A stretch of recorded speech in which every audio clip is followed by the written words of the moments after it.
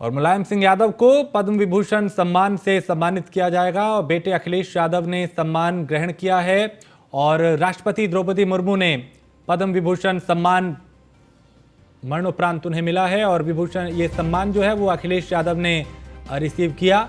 राष्ट्रपति द्रौपदी मुर्मू से अखिलेश यादव ने यह सम्मान लिया। तो मुलायम सिंह यादव को मरणोपरांत इस अवार्ड से सम्मानित किया गया और अखिलेश यादव ने इस सम्मान को ग्रहण किया। तो राष्ट्रपति द्रौपदी मुर्मू से अखिलेश यादव ने इस सम्मान को लिया। पूर्व मुख्यमंत्री मुलायम सिंह यादव को मरणोपरांत यह सम्मान दिया गया। और पीएम मोदी की अध्यक्षता में बड़ी बैठक है। कल शाम 6:30 बजे बैठक होगी। प्रधानमंत्री की अध्यक्षता में कैबिनेट और सीसीईए की बैठक है और बैठक में केंद्रीय मंत्री जो हैं वो शामिल होंगे। इसमें कई मुद्दों को लेकर मंथन किया जाएगा, समीक्षा की जाएगी, रणनीति बनाई जाएगी। तो प्रधानमंत्री की अध्यक्षता में यह बैठक है।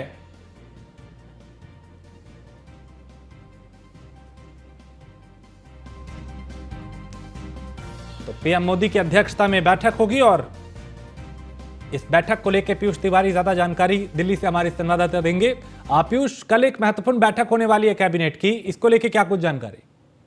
देखिए, अगर हम बात करें तो निश्चित रूप से कल शाम करीब 6:30 पर यह बैठक बुलाई गई है और इस बैठक में तमाम जो केंद्रीय मंत्री हैं वो भी मौजूद रहेंगे और निश्चित रूप से सरकार की जो कई परियोजनाएं हैं, महत्वपूर्ण परियोजनाएं हैं खासतौर पे, और जो मंत्रालय जिन मंत्रियों को प्रभार दिया गया है, जिनके पास संबंधित मंत्रालय है, उनके मंत्रालय में अभी क्या कुछ परियोजनाएं चल रही हैं और किस तरीके से आम जनता तक इसको पहुंचाना है, इसको लेकर एक रणनीति बनेगी। इसके साथ ही जब भी बैठक प्रधानमंत्री नरेंद्र मोदी इस तरीके की बैठक बुलाते हैं या कैबिनेट की बैठक होती है तो निश्चित रूप से सबसे ज्यादा जो फोकस है वो किसानों पे रहता है, शिक्षा पे रहता है, स्वास्थ्य पे रहता है। तो कयास लगाए जा रहे हैं कि इस बैठक में भी कहीं ना कहीं शिक्षा को लेकर, स्वास्थ्य को लेकर और खासतौर पे किसानों के मुद्दे को लेकर यहाँ पे चर्चा हो सकती है, क्योंकि किसानों की मांग जो है वो कई संगठन जो अलग अलग है वो अपनी अपनी मांगे रख रहे हैं। ऐसे में अब खासतौर पे कृषि मंत्रालय की काफी जिम्मेवारी बन जाती है, जवाबदेही बन जाती है।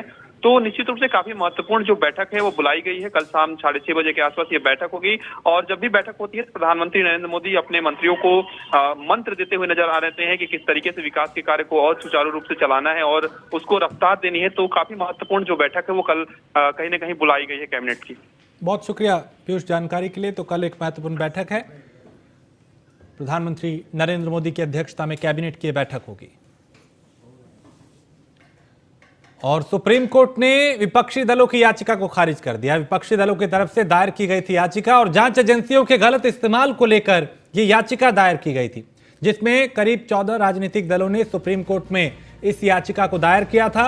और याचिका में विपक्षी दलों ने कहा कि सीबीआई और ईडी का दुरुपयोग हो रहा है, विपक्ष के नेताओं को निशाना बनाया जा रहा है। इस याचिका को सुप्रीम कोर्ट ने खारिज कर दिया।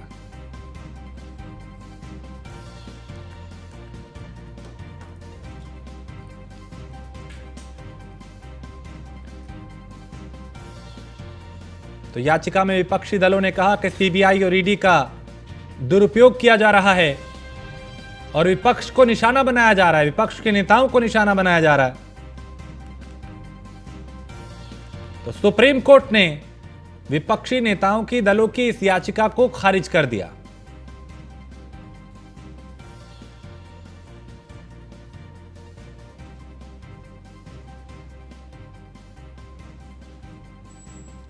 तो जांच एजेंसियों के गलत इस्तेमाल दल जो हैं वो सुप्रीम कोर्ट तक गए, याचिका दायर की, आरोप लगाया कि जांच एजेंसियों का दुरुपयोग करके विपक्ष को निशाना बनाया जा रहा है।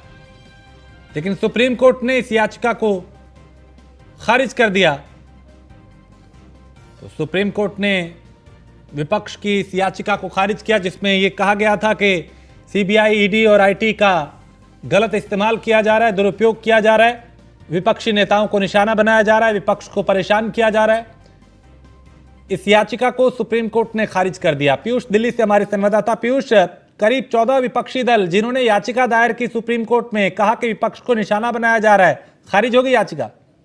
जी बिल्कुल, अगर हम बात करें तो देखिए जिस तरीके से पिछले कई महीनों में चाहे ईडी की बात करें या सीबीआई की बात करें, ये तो दोनों ही जो केंद्रीय एजेंसियां हैं लगातार कार्रवाई कर रही हैं और खासतौर पे कई विपक्षी जो नेता हैं उन पर कहीं ना कहीं कार्रवाई हुई है। हालांकि पुख्ता आधार पर जब भी कोई केंद्रीय जांच एजेंसी है तो वो कार्रवाई करती है, तो इसको लेकर कहीं ना कहीं एक याचिका डाली गई थी सुप्रीम कोर्ट में और इस याचिका में सीधे तौर पर कहा गया था कि 2014 के बाद से जो केंद्रीय एजेंसियां हैं, जांच एजेंसियां हैं, उनका कहीं ना कहीं दुरुपयोग किया जा रहा है और खासतौर पे विपक्ष के नेताओं को टारगेट किया जा रहा है और उन्हें जानबूझकर परेशान किया जा रहा है। ऐसे में ये पूरी जो याचिका है इसको लेकर आज सुनवाई होने वाली थी और चीफ जस्टिस ऑफ इंडिया के समक्ष जैसे ही ये याचिका पहुंची और उस पर कहीं ना कहीं सुप्रीम कोर्ट ने यूं कहे कि एक तरीके से फटकार भी लगाई है कि किसी भी व्यक्ति को, खासतौर पे कोई भी बड़ा नेता ही क्यों ना हो या कोई आम नेता हो, एक आम नागरिक की तरह उसके साथ व्यवहार किया जाना चाहिए। किसी भी तरीके का कोई अधिक अधिकार नहीं देना चाहिए और निश्चित रूप से ये भी कहा गया है कि केंद्रीय एजेंसियां पुख्ता आधार पर कोई कार्रवाई करती है।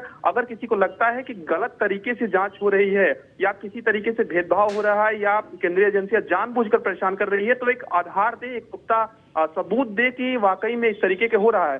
लेकिन किसी भी तरीके से, क्योंकि चीफ जस्टिस ऑफ इंडिया ने यह भी कहा कि आप यहाँ पे बहस कर रहे हैं और आपके बहस से ऐसा लग रहा है कि जैसे आप तमाम जो गिरफ्तारियां हुई हैं उसके बचाव में यहाँ पे बहस कर रहे हैं। तो निश्चित रूप से एक जो राहत की उम्मीद लेकर तमाम जो विपक्षी दल जो है वो पहुंचे हुए थे। ईडी और सीबीआई के दुरुपयोग पर एक याचिका डाली गई थी और उस पर कहीं ना कहीं एक झटका इन 14 विपक्षी दलों को जरूर लगा है और ये भी बताया जा रहा है कि जो याचिका है वो कहीं ना कहीं वापस भी ले ली गई है। बहुत शुक्रिया पीयूष जानकारी के लिए। तो विपक्ष को एक बड़ा झटका लगा है, क्योंकि 14 विपक्षी दलों ने यह आरोप लगाया था कि जांच एजेंसियों का दुरुपयोग किया जा रहा है। सीबीआई, ईडी, आईटी, इनका उपयोग करके विपक्ष को परेशान किया जा रहा है।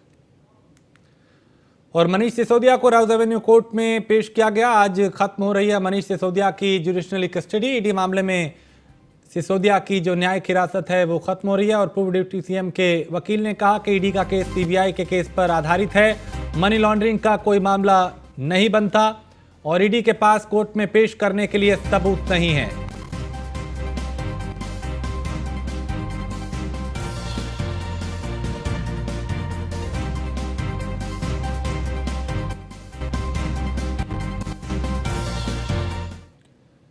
और रामनवमी को लेकर सासाराम नालंदा में हुई हिंसा पे लगातार विपक्ष जो है वो सरकार को घेर रही है और इसको लेकर एक बार फिर बिहार के सदन में हंगामा मच गया। बीजेपी विधायक जीवेश मिश्रा को मार्शल द्वारा सदन से धक्के मार के बाहर कर दिया गया और जीवेश मिश्रा लगातार नीतीश कुमार से जवाब मांग रहे थे। उन्होंने कहा कि हम हमेशा हिंदू के लिए लड़ते आए हैं और लड़ते रहेंगे।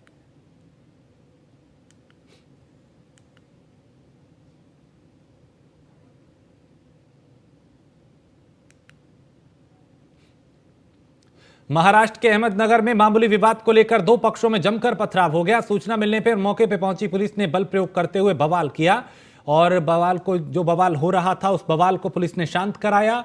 इस मामले में पुलिस ने करीब 3 दर्जन लोगों के खिलाफ एफआईआर दर्ज की है। वहीं करीब दर्जन भर लोगों को हिरासत में लेकर पूछताछ की जा रही है। साथ ही इस घटनाक्रम में 5 लोगों के घायल होने की खबर है।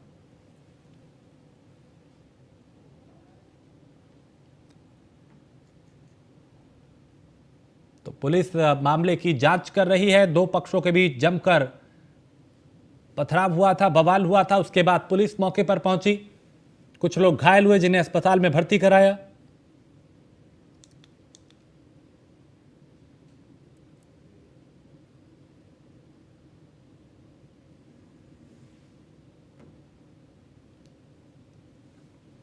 तो पुलिस अब मामले की जांच कर रही है। दो पक्षों में विवाद हुआ था। महाराष्ट्र के अहमदनगर में मामूली विवाद जो था खूनी संघर्ष में तब्दील हो गया। पुलिस मौके पर पहुंची, बल प्रयोग करते हुए मामले को शांत कराया। पुलिस ने करीब 30 से ज्यादा लोगों के खिलाफ एफआईआर दर्ज की है।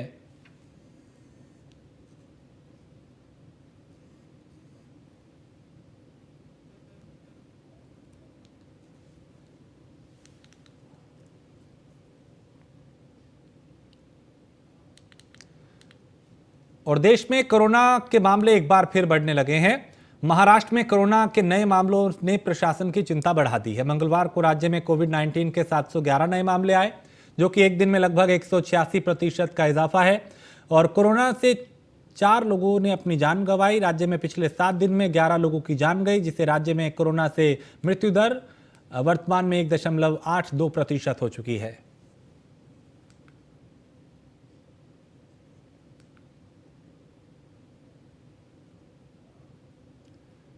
और खबर छत्तीसगढ़ के चांपा से है, जहां पहली बार लोक कल्याण के लिए 3 दिवसीय कार्यक्रम का आयोजन किया गया। इस आयोजन में 5 किन्नरों का विवाह कराने का कार्य किया गया। चांपा जिले की इस धर्मशाला में पूरे विधि विधान के साथ किन्नरों की शादी का जो समारोह था वो संपन्न हुआ।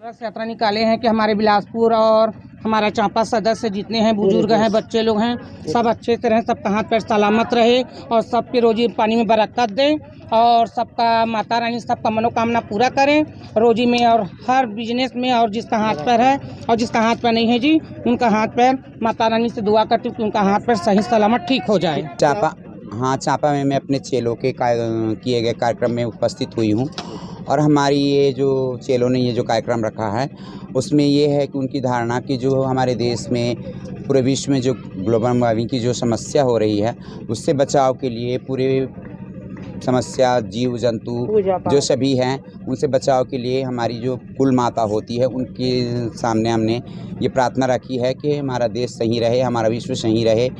अभी जो समस्याएं आ रही हैं हमारे देश में, हमारे विश्व में, उससे हमें बचाव मिले जी, कोरोना से बचाव मिले। अभी सेकेंड कोरोना आ रहा है, उससे भी बचाव मिले। पहले तो हमारे फैमिली वाले लोग सपोर्ट नहीं करते थे पहले के ज़माने में। आज तो ऐसा दिन आ गया है जो हमारे फैमिली लोग इतना सपोर्ट कर रहे हैं हम लोग का।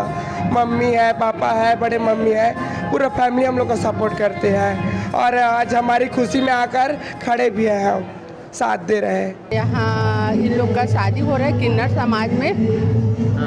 आपकी कौन है? मेरी लड़की भी है। अच्छा, पहले कैसे?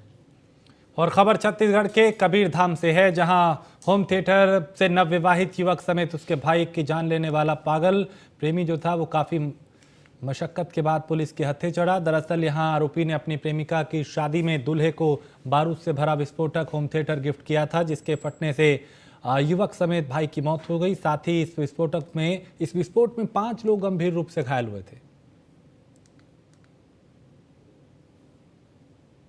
जो थाना रेंगाखाल के ग्राम चमारी का एक ब्लास्ट वाली जो घटना थी उस पर उसका खुलासा पुलिस के द्वारा किया गया है। इसमें जो दुल्हन है, दुल्हन के साथ में संबंध रखने वाला एक आरोपी संजू मरकाम को गिरफ्तार किया गया है। उसके द्वारा जब शादी नहीं किया गया लड़की के द्वारा इसके साथ में, तब साजिश के तहत में एक आईडी तैयार किया गया जिस पर अमोनियम नाइट्रेट और फटाके का बारूद व पेट्रोल मिलाकर के एक साउंड सिस्टम रहता है, उसमें एक तैयार किया गया, विस्फोटक तैयार किया गया और उस पर विस्फोटक को बिजली के माध्यम से जब कनेक्ट किया गया। खबर पंजाब के अमृतसर से है, जहां इस्लामाबाद में एक भीषण आग लग गई और जब आग लगी तो घर में कई लोग मौजूद थे। आग में झुलसने से 9 साल के बच्चे समेत 3 लोगों की दर्दनाक मौत हो गई। वहीं मौके पर मौजूद लोगों ने बताया कि आग शॉर्ट सर्किट की वजह से लगी।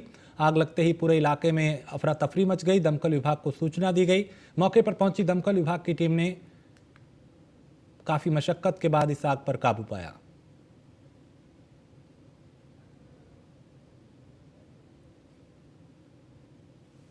तो शॉर्ट सर्किट से घर में आग लगी और देखते ही देखते इस आग ने विकराल रूप ले लिया। 3 लोगों की इस आग में जलकर मौत हो गई, जबकि कई लोग झुलसे।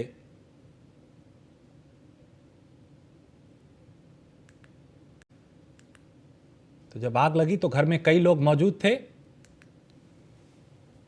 और कुछ लोगों को रेस्क्यू किया गया, कुछ इसमें झुलसे, जबकि 3 लोगों की जान गई।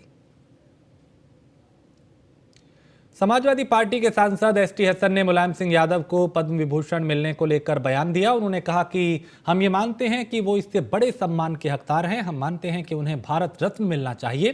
स्वर्गीय मुलायम सिंह जी भारत रत्न के हकदार हैं, लेकिन पद्म विभूषण मिल रहा है। लोकसभा के चुनाव नजदीक है, ऐसे में भारतीय जनता पार्टी कहीं ना कहीं मुस्लिम वोट बैंक को अपनी तरफ खींचने के लिए लगातार जो बैठकें हैं या जो अभियान है वो चला रही है, खासतौर पर पसमानदा मुस्लिमों को जोड़ने के लिए। क्या कुछ कहेंगे समाजवादी पार्टी की ओर से आप सकते हैं? देखिए, मैं मुसलमान हूँ और मुझे मालूम है कि मुसलमानों में पसमानदा नाम की कोई चीज़ नहीं होती। मुसलमानों में, इस्लाम में इक्वलिटी का सबक दिया जाता है। मस्जिद के अंदर सब एक सफ़ में खड़े होकर नमाज़ पढ़ते हैं, ना कोई छोटा होता है ना कोई बड़ा होता है। बीजेपी मुसलमानों को डिवाइड करने की कोशिश कर रही है इस बहाने से कि मुसलमान का वोट डिवाइड हो और बीजेपी मजबूत हो। बिहार के मुख्यमंत्री नीतीश कुमार ने सासाराम और नालंदा जिले में बिहार शरीफ में रामनवमी पे हुई हिंसा को साजिश बताया। उन्होंने कहा कि राज्य में सब जगह शांति है, जानबूझ के साजिश की कार्रवाई की गई थी। सीएम नीतीश कुमार ने आरोप लगाया कि कुछ लोग जानबूझ के साजिश करके तनाव फैलाना चाहते हैं और नीतीश कुमार ने इशारों ही इशारों में बीजेपी और केंद्रीय गृह मंत्री अमित शाह पर भी जुबानी हमला बोला।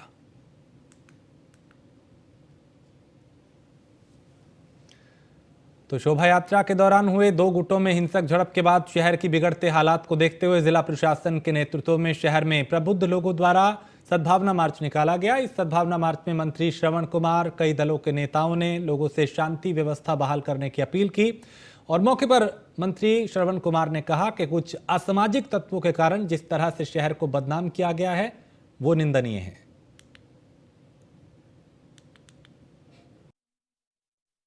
नगर आयुक्त को बुलाओ। शहर के सभी वर्गों के गणमान्य लोग उपस्थित हैं और यही संदेश देना है लोगों को अपना आपसी भाईचारा बनाए रखें, इसलिए सद्भावना मार्च किया गया है। शांति मार्च, सद्भावना मार्च के जो है ऋषि संतों की धरती रही है। यहाँ से शांति का संदेश जाए। यहाँ लोग जो है जो आपसी सौहार्द बिगाड़ने का जो काम किए हैं उसमें शांति रहे, सब लोग शांति से रहे, इसी के लिए ये सद्भावना मार्च है। आपस में मिल्लत, प्रेम, भाईचारा शहर में बनाए रखें। ये सूफी संतों की धरती है। इस धरती पर अमन और शांति का पैगाम शांति मार्च के माध्यम से दिया जाएगा। सब लोग प्रेम, आपस में भाईचारा बनाए रखें, इसी में सबकी भलाई है, सबकी उन्नति है, सबकी प्रगति है। आपस में सभी बुद्धिजीवी वर्ग, प्रबुद्ध वर्ग, सामाजिक लोग, सभी धर्म समुदाय से लोग यहाँ हैं एकत्रित और उनके ही अनुरोध पर जिला प्रशासन के द्वारा यहाँ पर ये निकाला जा रहा है और जो ये बताया जा रहा है, ये संदेश है कि स्थिति।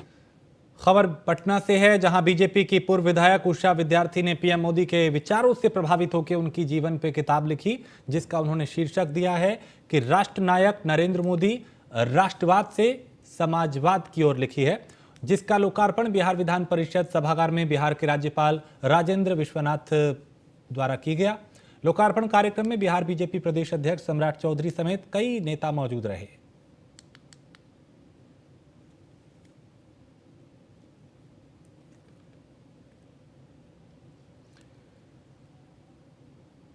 और नेशनल जर्नलिस्ट एसोसिएशन मुंगेर जिला कमेटी ने जिलाध्यक्ष ललन राज की अध्यक्षता में सिटी क्रिटिकल अस्पताल कोड़ा मैदान मुंगेर के परिसर में सम्मान समारोह का आयोजन किया। कार्यक्रम का संचालन प्रदेश महासचिव नवीन झा एवं धन्यवाद ज्ञापन जिला महासचिव रंजीत ठाकुर के द्वारा किया गया। इस कार्यक्रम में एसोसिएशन के प्रदेश अध्यक्ष अबोध ठाकुर विशेष अतिथि के तौर पर मौजूद रहे।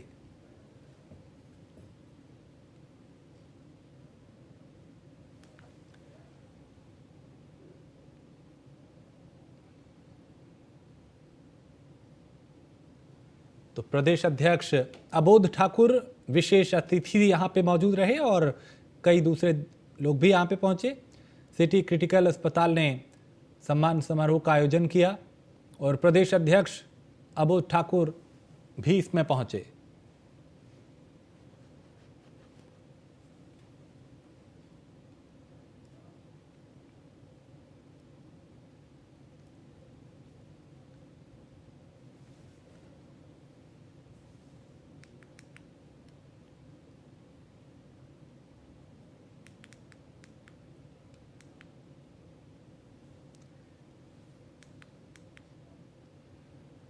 तो अमृतसर से खबर है, जहां इस्लामाबाद में एक घर में आग लग गई और जब आग लगी तो घर में कई लोग मौजूद थे और इसमें झुलसने से 9 साल के बच्चे समेत 3 लोगों की दर्दनाक मौत हुई है।